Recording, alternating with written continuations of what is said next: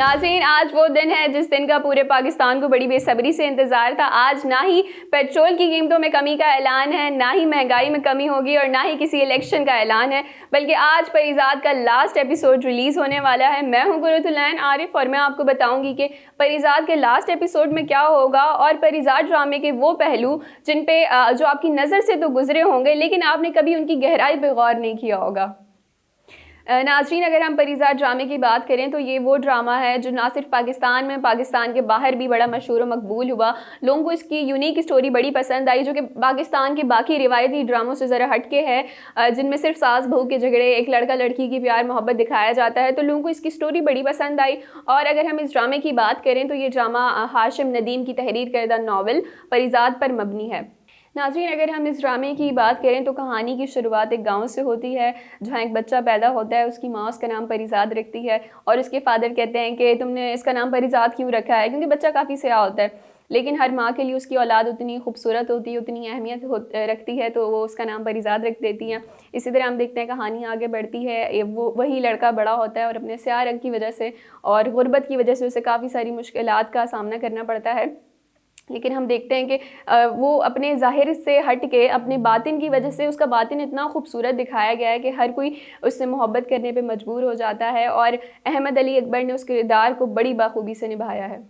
नाज़रीन, चलें, परीज़ाद के नाम पे तो हमने बात कर लिया। अगर हम परीज़ाद की अपीयरेंस पे बात करें कि किस तरह वो इस ड्रामे में दिख रहे हैं, किस तरह के उनके लुक है, तो बड़े ही नॉर्मल से उनके कपड़े दिखाए गए हैं और उनके बॉडी दिखाई गई है कि वो बेंड हुई भी होती है।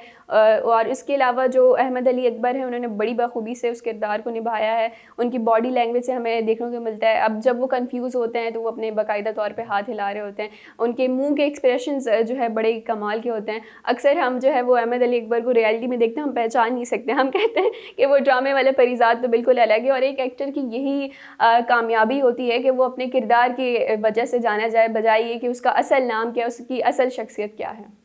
नाज़रीन, जो किरदार हमें टीवी पे देखने को मिलते हैं वो तो हम देखते हैं, लेकिन उसके पीछे जो मेहनत होती है हम उनको भी क्रेडिट देना चाहेंगे। जिस तरह से परीज़ाद का पूरा वार्डरोब डिज़ाइन किया गया, उनके मेकअप डिज़ाइन किया गया इस ड्रामे में, हम देखिए बाकी जो रिवायती ड्रामे होते हैं उनमें कोई भी कैरेक्टर हो, कुछ भी पहन के वो आ जाते हैं, लेकिन इस ड्रामे में क्योंकि वो नावल बेस्ड ड्रामा है तो उन्होंने नावल को जहन में रखते हुए हर चीज़ उसी हिसाब से डिज़ाइन की। इनकी प्री प्रोडक्शन जो है वो बड़ी ज़बरदस्त रही है। नाज़रीन, कोई भी ड्रामा मशहूर और मकबूल होता है तो उसमें सबसे बड़ा जो किरदार होता है वो उसकी प्रोडक्शन का होता है। और क्योंकि परीज़ाद ड्रामा, इसका हर एक पहलू इतना परफेक्ट है कि प्रोडक्शन को क्रेडिट देना तो बनता ही है। और इसमें सबसे जो ज़्यादा इम्पॉर्टेंट चीज़ है, जो सबसे ज़्यादा इम्पॉर्टेंट चीज़ है वो है इसकी स्टोरी। तो आए दोबारा इसकी स्टोरी पे चलते हैं कि एक लड़का है स्याह से रंग का, गुर्बत में डूबा हुआ, बड़ी मुश्किलात का सामना उसको करना पड़ता है। लेकिन ज़िंदगी में जब वो आगे बढ़ता है तो उसे पता चलता है कि एक और चीज़ इस ज़माने में, इस दुनिया में बड़ी इंपॉर्टेंट रखती है और वो है पैसा। और वो पैसे की तलाश में निकल पड़ता है। बड़ी मुश्किलात के बाद उसे वो पैसा भी मिल जाता है, वो सब कुछ मिल जाता है जिसकी वो तमन्ना करता है, बंगला, गाड़ी, नौकर। लेकिन फिर भी उसे वो चीज़ नहीं मिलती जो वो पूरी ज़िंदगी ढूंढता है, वो एक नज़र। तो आए नाज़रीन, आपको बताते हैं कि उस एक नज़र की तलाश में परीज़ाद कहाँ कहाँ भटकता है। तो सबसे पहले वो भटकता है अपने गांव में। वो अपने गांव में एक लड़की को ट्यूशन पढ़ाता है, नाहिद को। नाहिद का कैरेक्टर शुरू में बड़ा मासूम दिखाया गया है, लेकिन उसके बाद हमें पता चलता है वो कितनी चालाक और मकार होती हैं। खुद तो बच जाती हैं, परीज़ाद को गड़वा देती हैं। नाज़रीन, वो छत वाला सीन तो आप सबको याद होगा। उस तरह उसके बाद वो खुद तो बच जाती हैं, लेकिन परीज़ाद जो है वो दोबारा मुश्किलात में घिर जाते हैं। फिर स्टोरी में दिखाया गया है कि उनकी शादी हो जाती है, अपने हस्बैंड के साथ बड़ी खुश हैं, बच्चे शच्चे हो जाते हैं। लेकिन परीज़ाद भी जो है वो बैठता नहीं है, मेहनत करता है, एक मकाम तक पहुंचता है और फिर दोबारा, क्योंकि दुनिया गोल है, वो दोबारा उनसे मिलती है। लेकिन उस टाइम परीज़ाद जो है उनकी बड़ी इज्जत करता है। उनको कहता है कि आप जो है अगर मेरे पास आती, मैं पुराना परीज़ाद होता, अगर दोबारा आके आप मुझे वैसी ऐसी ऑफ़र कर दी, तो अगर मैं पहले वाला परीज़ाद होता मैं शायद इसी टाइम खुशी से मर जाता। तो नाज़रीन, इस तरह नाहिद का किस्सा तो ख़त्म हो जाता है। उसके बाद परीज़ाद मिलते हैं एक और लड़की से जिनका नाम होता है बबली। नाज़रीन, इस ड्रामे में बबली का किरदार जो है बड़ा बाखूबी दिखाया गया है कि किस तरह से इस किस्म की लड़कियां जो है हमारे माशरे में पाई जाती हैं, लेकिन उन पर ज़्यादा डिस्कशन नहीं की जाती। अब क्योंकि ये कैरेक्टर रेयर होता है, इस पर ज़्यादा तवज्जो दी गई है और सबूर अली ने बड़ी मज़े से वो कैरेक्टर, हम जब देखते हैं तो बड़ा इन्जॉय करते हैं। इसमें दिखाया गया है कि परीज़ाद जो है वो उससे शादी करने की गर्ज से जाता है, कि उसको जो है वो थोड़ा सा फेवर मिल जाए उसके पेरेंट्स की तरफ से। लेकिन क्योंकि बबली जो है वो एक लड़का बनने की हमेशा से उसमें ख्वाहिश होती है। अब ये जो ख्वाहिश है ये कौन जगाते हैं उसके दिल में? उसके पेरेंट्स जगाते हैं, जो हमेशा से कहते हैं कि हाँ जी हमें तो बेटे की ख्वाहिश थी, ये तो हमारी बेटी हो गई। और वो सुन सुन के जब वो बड़ी होती है तो वो कहती है कि हाँ जी मैं लड़का हूँ और मैं अब किसी और लड़के से शादी नहीं करना चाहता। तो वो जो है वो भाग जाती है और फिर उसके बाद उसे काफ़ी सारी उस लड़की को भी परेशानियाँ देखने मिलती हैं कि हम जब वो ट्रेन वाला सीन देखते हैं, वो जा रही होती है, उसे गुरु मिलते हैं और गुरु जो है वो उसको बचा लेते हैं और इस तरह वो बबली से जो है दिलावर का सफ़र तय करती है। तो नाज़रीन, जब वो बबली से दिलावर बन गया या बन गई, चलें छोड़ें, बड़ा कंफ्यूजिंग है, चलें हम आगे चलते हैं। तो जब वो सेकंड टाइम भी परिजात को वो नज़र नहीं मिलती तो वो आगे जाता है। तो जब वो यूनिवर्सिटी का सीन दिखाया गया है जिसमें वो उसकी टक्कर एक लड़की से होती है, तो फिर उस लड़की क्या दिखाया गया है कि वो लड़की बड़ी पैशनेट होती है अपनी स्टडीज़ को लेके और वो एक थिएटर करती है जिसमें उस थिएटर को कंप्लीट करने के लिए उसे एक पोइट की ज़रूरत होती है। और पूरे इस ड्रामे में एक ही पोइट है हमारे पास, बड़ा खूबसूरत सा पोइट परिजात। तो परिजात जो है वो उसकी हेल्प करता है और इस तरह उनकी दोस्ती हो जाती है। और जब ये दोस्ती आगे बढ़ती है तो एक कहानी में ट्विस्ट आ जाता है। अब उस लड़की को दिखाया गया बड़ी स्टूडियस सी है, लेकिन जब परिजात उसके घर जाता है तो एक बहुत बड़े राज से पर्दाफाश होता है। पता चलता है कि वो जो है अपनी माँ के साथ रहती है और वो प्रोस्टिट्यूट्स होती हैं और उसकी माँ जो है वो उस लड़की को 10 करोड़ रुपए में किसी और के हवाले कर देती है। और वो टर्निंग पॉइंट होता है परिजात की लाइफ का, जिसमें उसकी माँ उसको कहती है कि जाओ इस दुनिया से दौलत समेट के ले आओ, तो मैं अपनी बेटी तुम्हें दे दूँगी। इस पॉइंट के बाद परिजात जो है वो पढ़ाई शढ़ाई छोड़ के पैसों के पीछे निकल पड़ता है। तो अब पैसे तो उसने कमाने हैं। अब पैसे कमाने के लिए वो चला जाता है एक गैराज कल्लू उस्ताद के पास, जहाँ वो कल्लू उस्ताद कुछ अर्सा उससे के ऊपर मज़ीद कालक लगाने के बाद जो है उसे भेज देता है दुबई। नॉवल में तो दुबई भेजता है, लेकिन क्योंकि हमारे पाकिस्तानी ड्रामा वालों के पास ज़रा बजट कम होगा तो वो उसको कराची भेज देते हैं। कराची आने के बाद वो जो है बहरोज़ सेठ के पास जाता है। और अब हम बात करेंगे बहरोज़ सेठ के कैरेक्टर पे कि वो जो कैरेक्टर है वो परिजात की स्टोरी का हम देख सकते हैं कि एक तरह से उसकी अक्कासी करता है, उसका समअप है कि उसको भी बड़ा दिखाया गया है कि वो एक बादशाह है अपनी सल्तनत का, लेकिन वो उसको भी क्या चीज़ मरवाती है, वो एक मोहब्बत, ठीक है, जिससे वो मोहब्बत करता है जिस लड़की से। वो जब उसको धोखा दे जाती है तो वो उस लड़की को मारने के बाद, मरवाने के बाद खुद भी खुदकुशी कर लेता है। तो नाज़रीन, ज़रा बहरोज़ सेठ के कैरेक्टर पे बात करते हैं जो कि नोमान एजाज़ ने बड़ी बाखूबी से निभाया है। नोमान एजाज़ की हम बात करें तो वो हमारी पाकिस्तानी इंडस्ट्री के लिविंग लेजेंड है, हम कह सकते हैं। उन्हें जो भी किरदार दे दिया जाए बहुत बाखूबी से वो निभाते हैं। और इस ड्रामे में तो उन्होंने ही एक जो ड्रामा होता है अपने किरदारों की वजह से मशहूर होता है, क्योंकि उनकी एक्टिंग इतनी ज़बरदस्त होती है। और एक जो मशहूर कैरेक्टर हमारे जो है वो बहरोज़ सेठ भी हैं। उनकी एक्टिंग की हम बात करें तो क्या खूब उन्होंने एक्टिंग की है। वो सिगरेट पीने वाला जब उनका सीन देखते हैं, और क्योंकि वो एक सल्तनत की बादशाह दिखाए गए हैं और उनकी पर्सनालिटी में वो चीज़ झलकती है, किस तरह से वो बारोब हैं, किस तरह से उनका इतना रोब होता है लोगों पे और हर कोई उनसे डर रहा होता है। तो बड़ी बाखूबी से जो है उन्होंने कैरेक्टर अदा किया। तो जब हम सेठ बहरोज़ की बात करते हैं तो उनके जानशीनों को कैसे भूल जाएं। नाज़रीन, मैं बात करने वाली हूँ गुरु की। गुरु एक ऐसा कैरेक्टर जिसने इस ड्रामे में बड़ी जान डाली। नाज़रीन, इस कैरेक्टर की हम बात करें तो ये कैरेक्टर हमें देखने को मिलता है कि किस तरह से वो अपने सेठ के साथ इतना वफ़ादार होता है, इतनी वफ़ादारी करता है। और क्योंकि ये वो कैरेक्टर होता है जो कि हम बैक स्टोरी में जाएँ तो बबली को बबली से दिलावर बनाता है, ठीक है। उसके बाद जब हम आगे चलते हैं तो जिस तरह ये सेठ बहरोज़ का वफ़ादार होता है उसी तरह ये परिजात का भी वफ़ादार होता है। और इसमें दिखाया गया है कि ये ट्रांसजेंडर्स होते हैं और बड़े ही बाखूबी से इन्होंने ये जो है कैरेक्टर अदा किया है।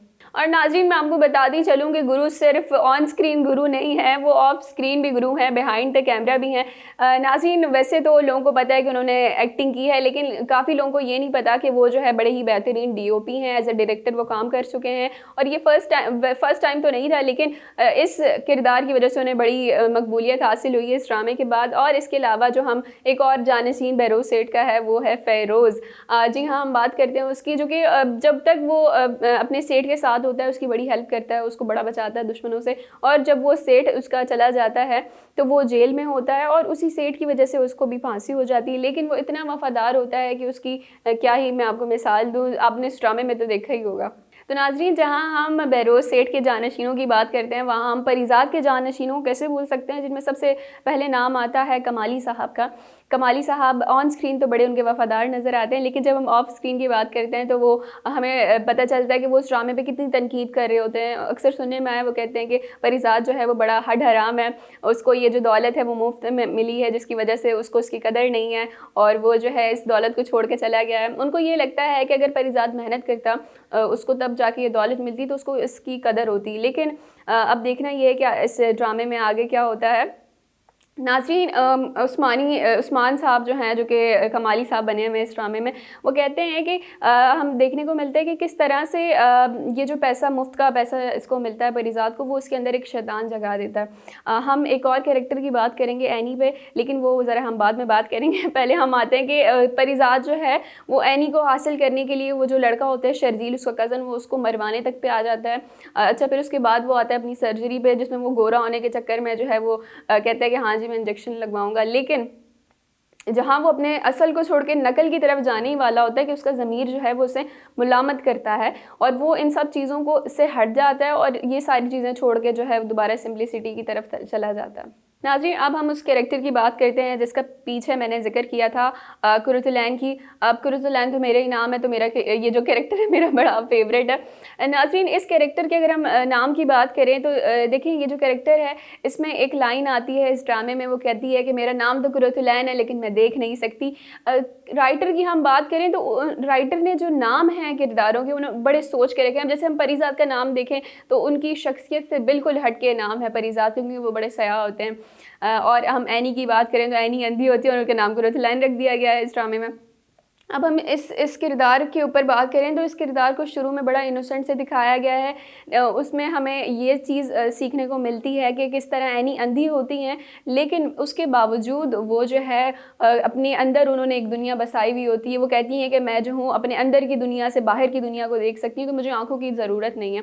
और परिजात से जब उनका इंटरेक्शन होता है तो परिजात को लगता है कि हाँ जी, शायद इस एनी से मुझे जो है वो एक नज़र मिल सकती है, जिनके चक्कर में वो जो है पूरी जर्नी तय करते हैं। तो नाज़रीन, जहाँ दो मिलने वाले होते हैं, प्यार करने वाले, वहाँ एक विलन तो ज़रूर होता है। और इस ड्रामे में विलन होते हैं शर्जील साहब, जो कि अचानक से टपक पड़ते हैं इस ड्रामे में, जहाँ परिजात जो है वो इजहार मोहब्बत करने का सोच ही रही होते हैं। इससे पहले शर्जील आता है और वो कह देता है कि एनी मुझे बड़ी पसंद है। और एहसास महरूमी का शिकार, एहसास कमतरी का शिकार परिजात, वो समझते हैं कि हाँ जी अब तो एनी को यही ले उड़ेंगे और मैं जो वहीं का वहीं रह जाऊँगा। दोबारा से हम इसकी स्टोरी पे आते हैं तो एनी जो है वो ऑपरेशन के लिए जा रही थी, आया ऑपरेशन के लिए, परिजात जो है उससे मिलती है। हमें ड्रामे में ऐसे डायलॉग देखने को मिलते हैं जिससे हमें पता चलता है कि हाँ जी एनी जो है वो बड़ी इंटरेस्टेड है परिजात में। लेकिन क्योंकि परिजात एहसास कमतरी का शिकार होते हैं, वो सब कुछ छोड़ छाड़ के एक गाँव में चले जाते हैं सिंपलिसिटी से ज़िंदगी गुजारने के लिए। नाज़रीन, अगर हम परिजात ड्रामे की बात करें तो इस ड्रामे का हर एक एपिसोड बड़ा फेमस हुआ है, लोगों को बड़ा पसंद आया है। लेकिन अगर हम सेकंड लास्ट एपिसोड पे जाएं तो ये जो एपिसोड है इस पर बड़ी तनकीद की गई है। लोग कहते हैं कि फजूल के फ्लैशबैक्स दिखाए गए हैं, लंबे लंबे व्यूज़ दिखाए गए हैं जिनकी कोई ज़रूरत नहीं थी। लेकिन क्योंकि एक प्रोडक्शन पैसा लगाती है तो वो लोगों का कहना है कि ये सिर्फ और सिर्फ एक और एपिसोड इंक्रीज़ करने के लिए उन्होंने दिखाया। लेकिन अब जो है जितना पैसा उन्होंने लगाया उतना प्रोडक्शन ने कमाना भी तो है, तो वो क्या कर सकती है। और क्योंकि ये एक नावल बेस्ड ड्रामा है तो एक नावल को ड्रामे की शक्ल देना बड़ा मुश्किल काम होता है। लेकिन डायरेक्टर ने, राइटर ने बड़ी बखूबी से ये निभाया है, तो इतना तो मार्जिन उनको देना बनता ही है। जी नाज़रीन, हम सेकंड लास्ट एपिसोड की बात करें तो उसमें दिखाया गया है कि परिजात अपनी जो है बड़ी आशियाना और आरामदेह ज़िंदगी छोड़ के एक गांव में चला जाता है जहां वो बच्चों को स्कूल पढ़ाता है। और फिर वो ये अपनी ज़िंदगी जो है बड़े आराम से, सुकून से, सिंपलिसिटी से गुजार ही रहा होता है कि उसकी मुलाकात एनी से हो जाती है। एनी का दिखाते हैं कि एनी जो है वो हॉस्पिटल से बाहर आती है, उसकी नज़रें वापस आ जाती हैं। लेकिन नाज़रीन, यहाँ पर भी देखें परिजात के साथ कितनी नाइंसाफ़ी हो गई है। एनी जो कि अंधी होती है उन तक की नज़रें वापस आ गई, लेकिन परिजात को वो एक नज़र ना मिल सकी जिसकी वो सारी ज़िंदगी इंतज़ार करता है। चलें, अब उसके बाद हम आगे बढ़ते हैं। एनी को दिखाते हैं वो शर्जील के साथ जा रही होती है, जिसके बाद परिजात बड़ा गमगीन होता है। उसको दिखाया गया कि बड़े गम में होता है, वो आग के पास बैठा हुआ। अब देखना यह है कि क्या होता है। परिजात को लगता है कि शायद वो एक नज़र उसको कभी नसीब ना होगी जिसकी वो तलाश में था। उसको लगता है कि वो उसका जो डर था कि एनी की नज़रें वापस आने के बाद एनी उसको पहचान नहीं सकेगी या पसंद नहीं करेगी उसकी शक्ल की वजह से, तो उसको लगता है कि शायद ये सारी चीज़ें पूरी होने वाली हैं। नाज़रीन, अब देखना है कि इस एपिसोड में क्या होता है। लास्ट एपिसोड में या तो एनी जो है वो शर्जील से शादी कर लेती है, या शर्जील जो है दोबारा एनी और परिजात के दरमियान जो है वो एक विलन बन जाता है, या फिर परिजात जो है वो एनी की बाहों में दम तोड़ता है। चलिए देखते हैं कि आज के एपिसोड में क्या होता है।